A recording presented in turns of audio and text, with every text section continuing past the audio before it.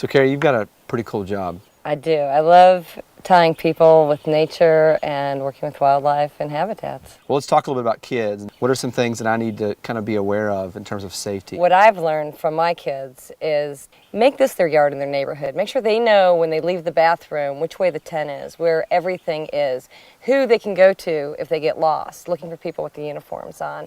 And one thing I do with my kids always is they have safety whistles. And they've been taught that those safety whistles are only for mom come find me, dad come find me.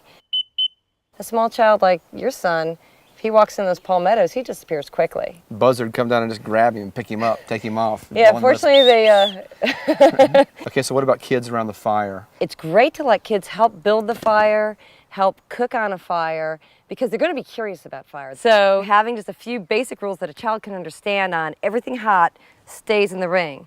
And then you also use the 3 years of the campsite to define you can play here, but no horseplay in the kitchen to fire area. And so they just have one safety zone that they really have to focus on. And the whole world's not full of no's and don'ts to them. All right, I think this meeting's over. Feel good? You guys feel good? Yep. All right, let's go have fun. When you come to these campgrounds in Ocala National Forest, you always want your food to be locked up.